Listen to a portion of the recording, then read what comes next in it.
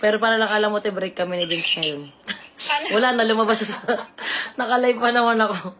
Kasi ako din, napupuno din ako. Kaya mag-isa na lang ako. Ayoko na talaga. Tony Fowler, ibinulgar na hiwalay na ulit sila ni Vince Flores at sinabing single mom na ulit siya. Sa kanyang live stream, ibinunyag ni Tony Fowler na sila ni Vince Flores ay hiwalay na. Anya, napupuno na din naman siya kaya mas gusto na lang niyang mag-isa. Hindi napigilan ni Tony na ibahagi ang kanyang update sa kanilang relasyon nang magbahagi ang follower niya tungkol sa pagsubok na pinagdadaanan nito. Sa kanyang Instagram story, muling ipinahayag ni Fowler ang kanyang determinasyon na lampasan ang hamon na ito. Sinasabi na naipagtagumpayan na niya ang mga katulad na pagsubok sa nakaraan at gagawin niya ito muli. Gumamit din siya ng hashtag na hashtag single mom sa kanyang post. Nagpapahiwatig ng kanyang bagong estado bilang isang magulang. Anya sa kanyang post, kinaya ko nung una, na-practice ko na. So kayang-kaya ko sa pangalawa.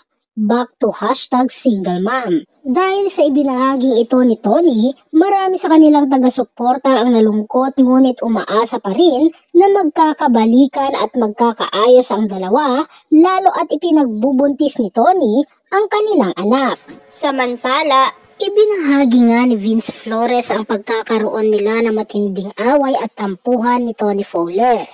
Ayon sa kanyang post, ito raw ang unang pagkakataon sa kanilang relasyon na nagkaroon sila ng mahabang panahon na malayo sa isa't isa.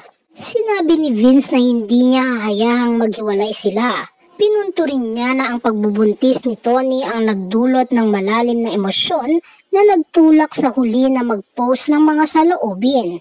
Ngunit sa kabila ng lahat ng ito, nagpasya si Tony na patawarin si Vince at sa kasalukuyan ay nagkaayos na nga sila.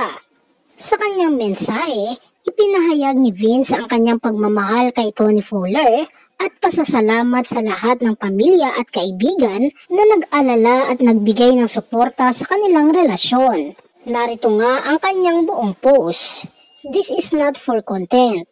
Yesterday, nagkaroon kami ng matinding away at tampuhan first time sa relasyon namin na malayo sa isa't isa ng matagal na oras.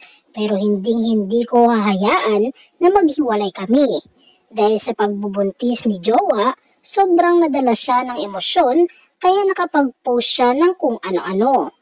Pero mas pinili niya akong patawarin at ngayon ay magkasama at okay na kami. Sa mga family and friends namin na tumatawag at lahat ng nag-aalala, don't worry, ayos na po ang lahat. I love you so much, mame. Mahal na mahal kita. Hanggang dulo. Buong pahayag ni Vince Flores.